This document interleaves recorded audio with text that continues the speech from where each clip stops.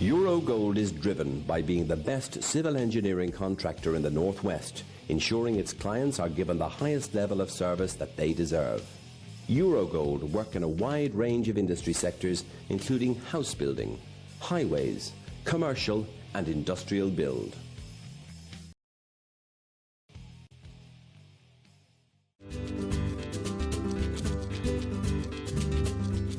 La Vita is an award-winning, independently run Italian restaurant. Located on Rose Lane in the heart of Liverpool, real Italian-style dishes, using the best ingredients, skillfully prepared by our chefs. Come and try our serious Italian experience.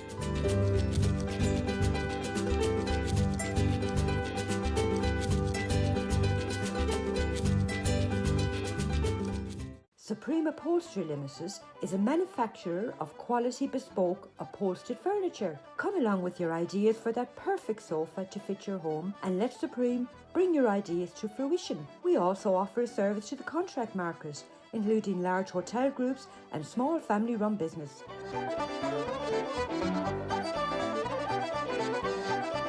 No matter how large or how small your order, you will always get that personal service from our sales team. Come along and visit our showroom.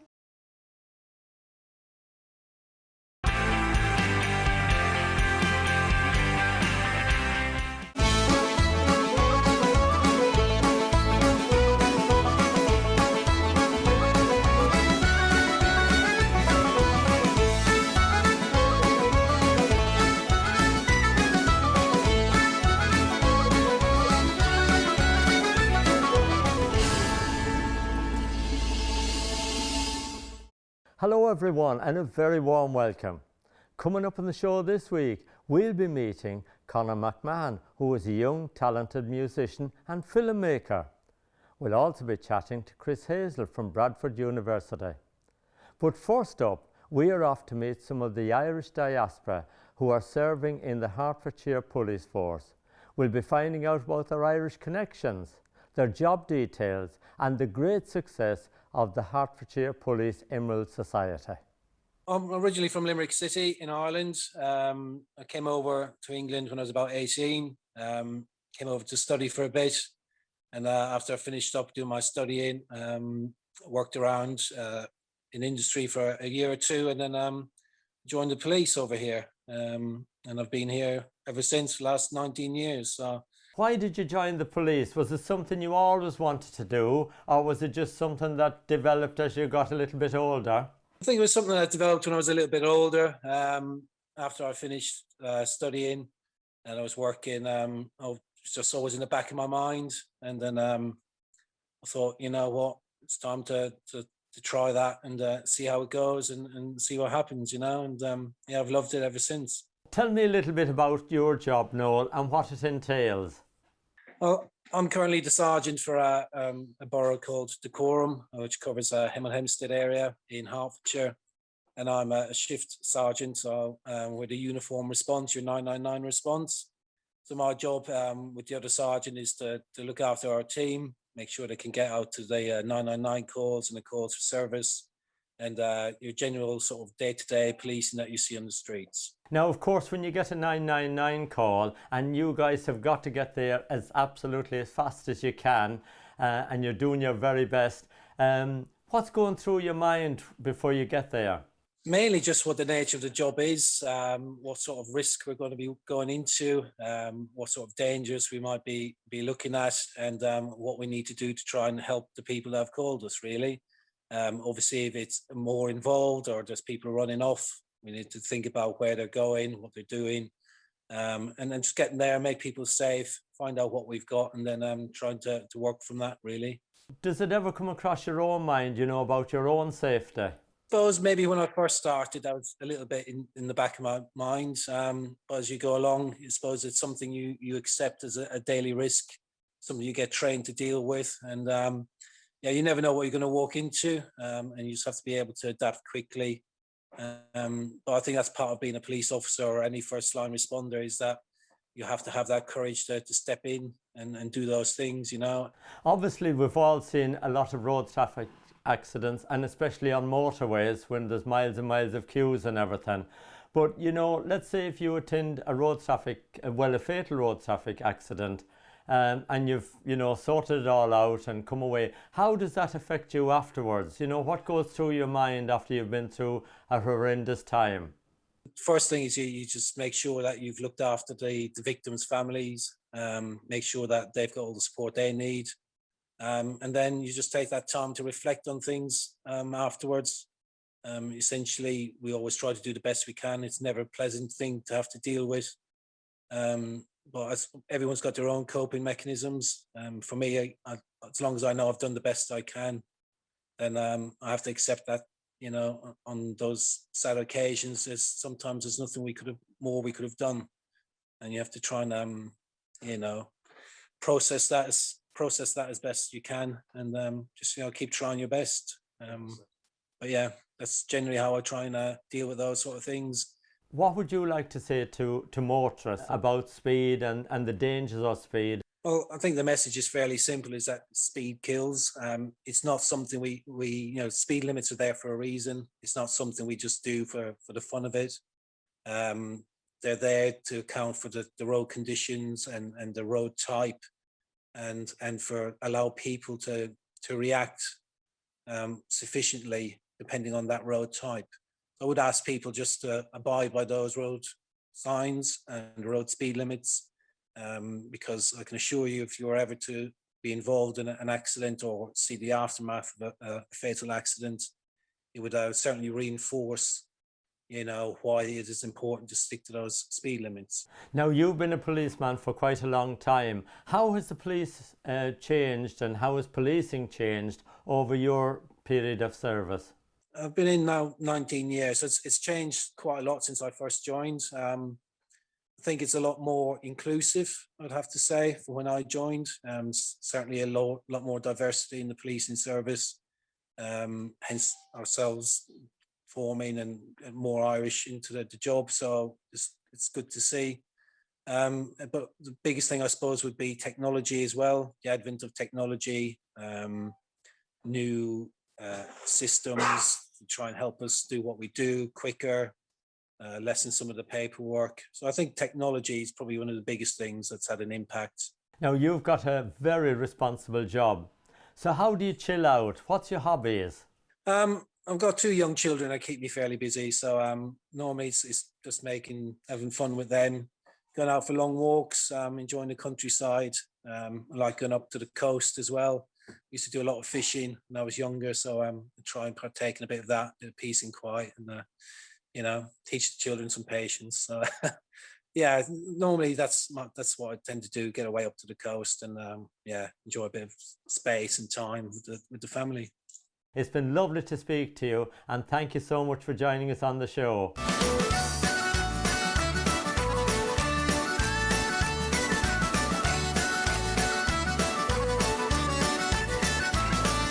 Now, Joe, tell me a little bit about your Irish connections.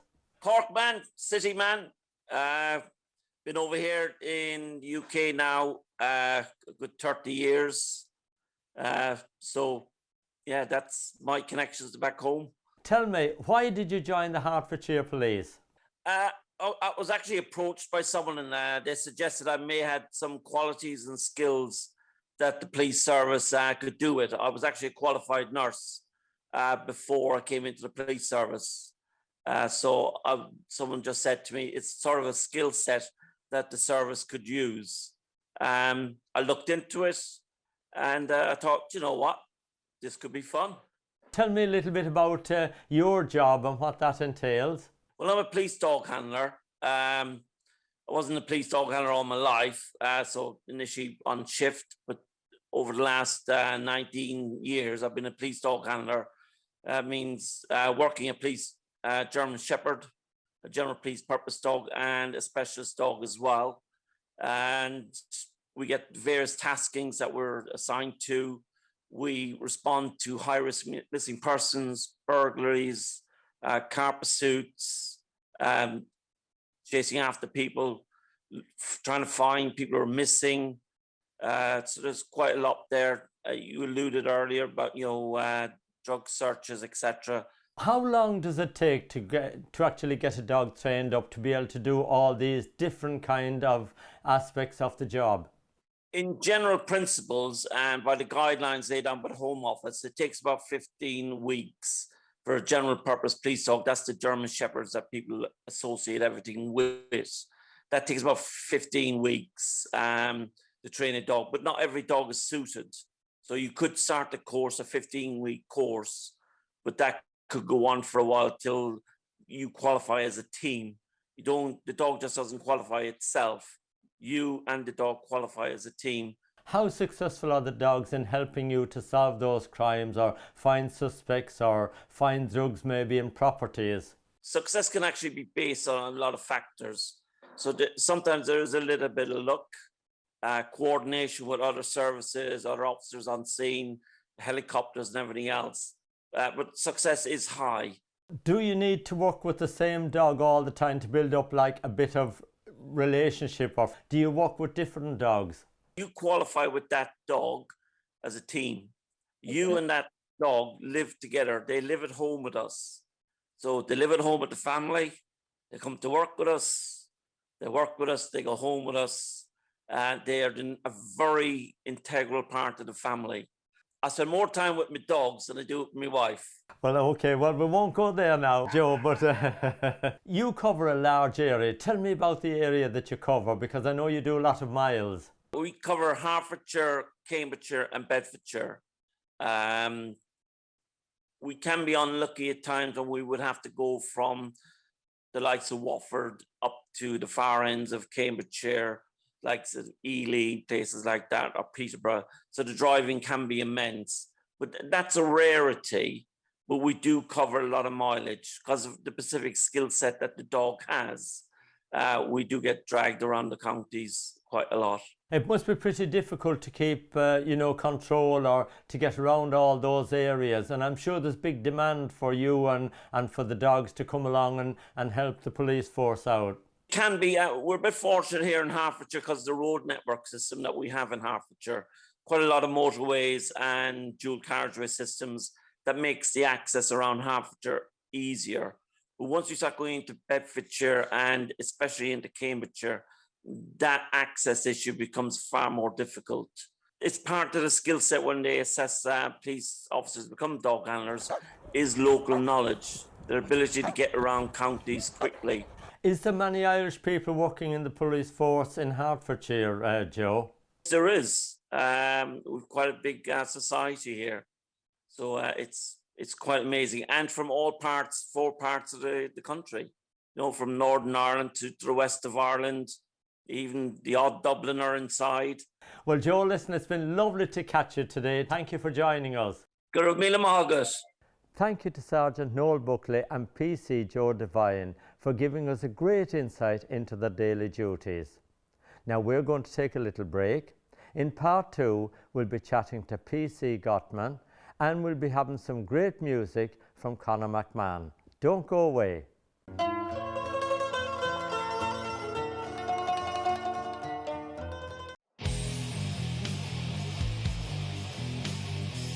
Eurogold is driven by being the best civil engineering contractor in the Northwest, ensuring its clients are given the highest level of service that they deserve.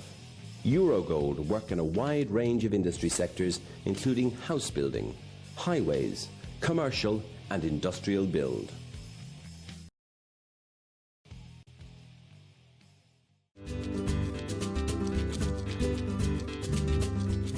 La Vita is an award-winning, independently run Italian restaurant. Located on Rose Lane in the heart of Liverpool, real Italian-style dishes, using the best ingredients, skillfully prepared by our chefs. Come and try our serious Italian experience.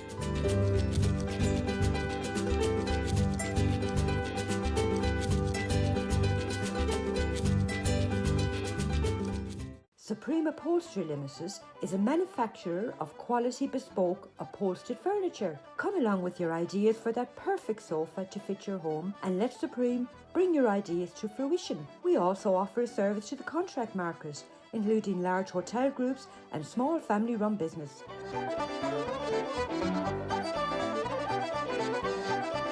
No matter how large or how small your order, you will always get that personal service from our sales team. Come along and visit our showroom.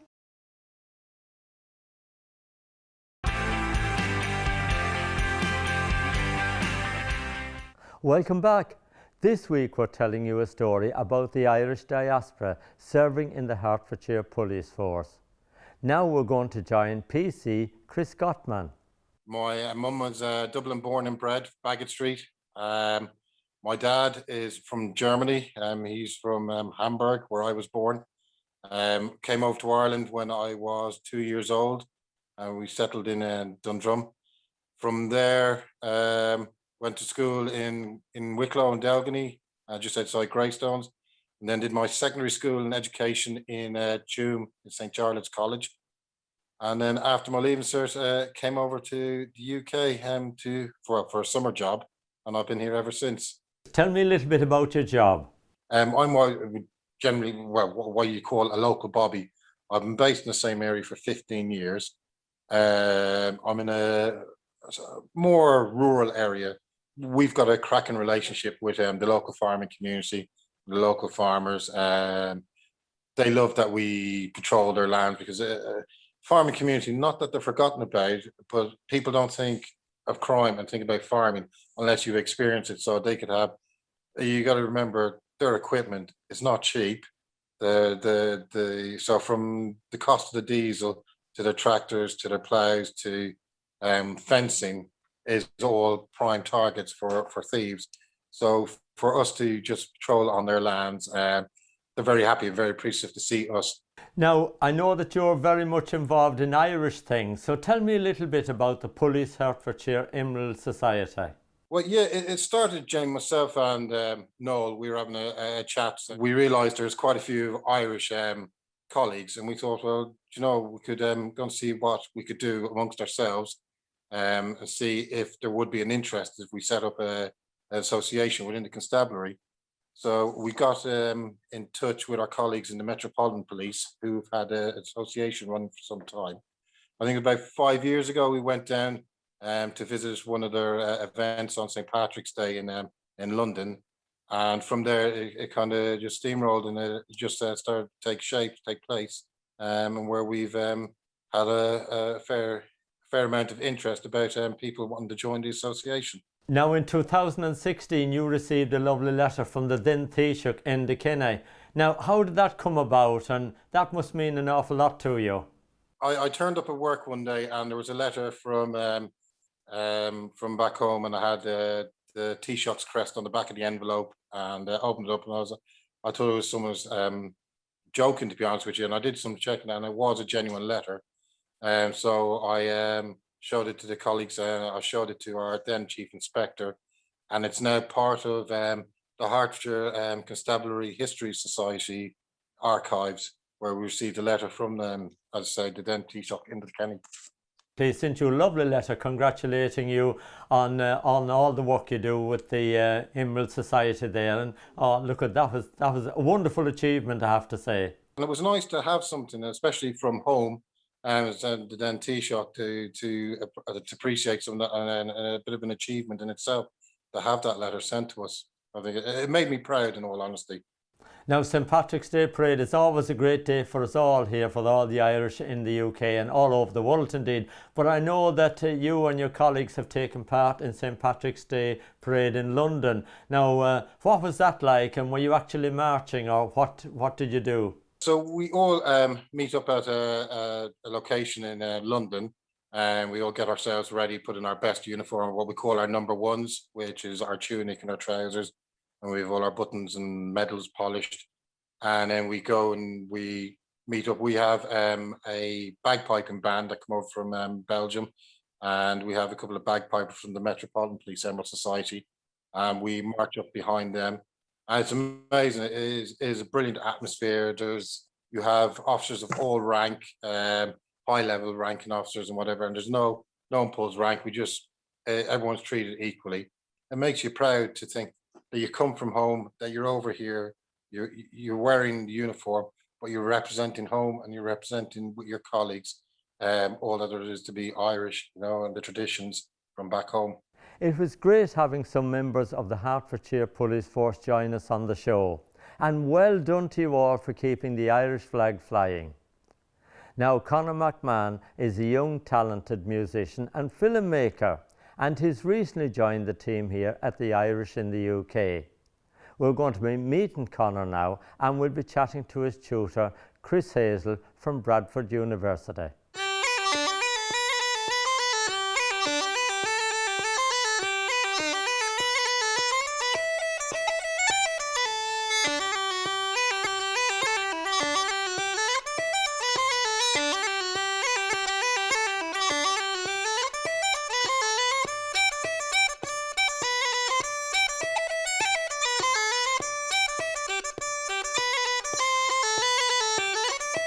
I was born in London, and then when I was young, around 6 years old, myself and my family moved to a small town called Holywood, which is just outside Belfast in Northern Ireland.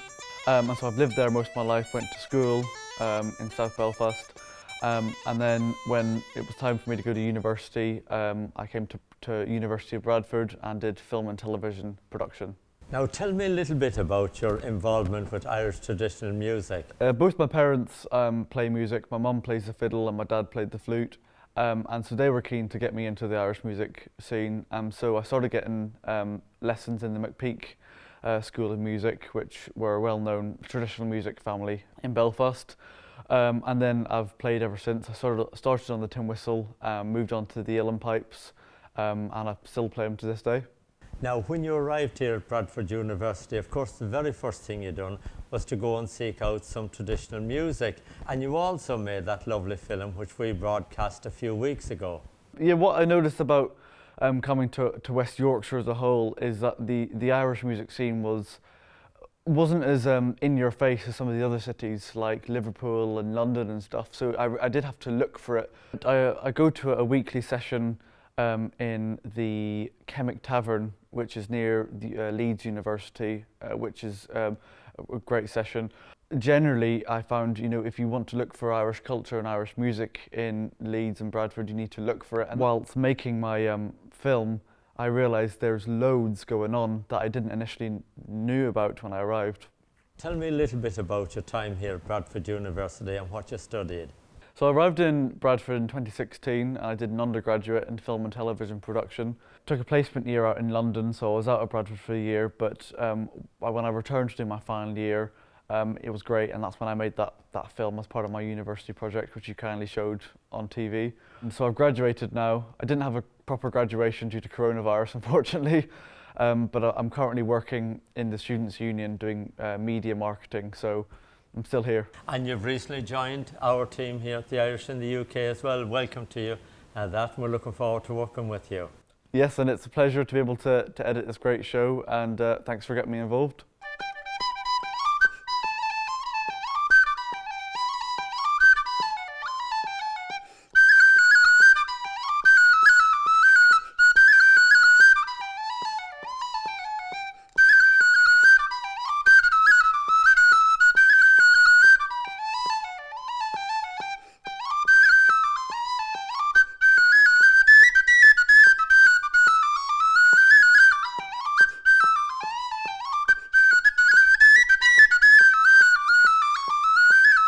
Can you tell me a little bit about the media school here at Bradford University? We've been established quite a few years now. We were born down in the Media Museum initially, and we teach film and television production. So we do studio stuff, which is where we are now. We do location filming, we make documentaries, we make dramas, and many of our graduates go on to quite a deal of success. Of course, we're here today filming with one of your students, Conor, of course. Yeah. Tell me a little bit about Conor. What was he like when he first came to Bradford and how he's developed? He's listening, which is always good. So, good thing about Conor is he takes advice. And I think if you're going to be a student, you ask, what do you think of my work? And if somebody says, somebody gives you constructive feedback, you act on it. So many students, you'll say, maybe you need to change that, and they'll go, oh, I don't really want to change that. Whereas Conor always is massively reactive, and he will do stuff. And he made the most fantastic documentary about the music scene, the Irish music scene in Leeds. It did indeed. We broadcast that on our show recently. Of course, for students joining, it's a difficult time, isn't it, at the moment, you know, with COVID and everything. Where do you see that going this year? It has been very, very difficult for us. We've made the unusual decision that we haven't cancelled any teaching, we've postponed it. And if you're doing practical skills, you need to learn practical skills. So students have actually waited since last September to do any form of practical work, and they start on the 19th of April after Easter. So they've had a long wait, but we've decided we need to guarantee that they do the thing that they've paid to do, which isn't necessarily convenient for them or for us, but I think is the right way to go.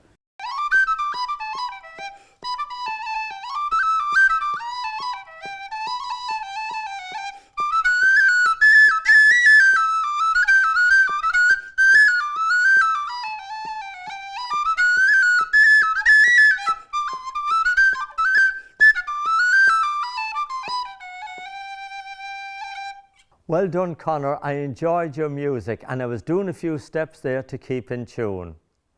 Now that brings us to the end of the show for this week. Don't forget, if you've got a story to share with us, or if you'd like us to advertise your business, contact me, martinloganmanchester@gmail.com.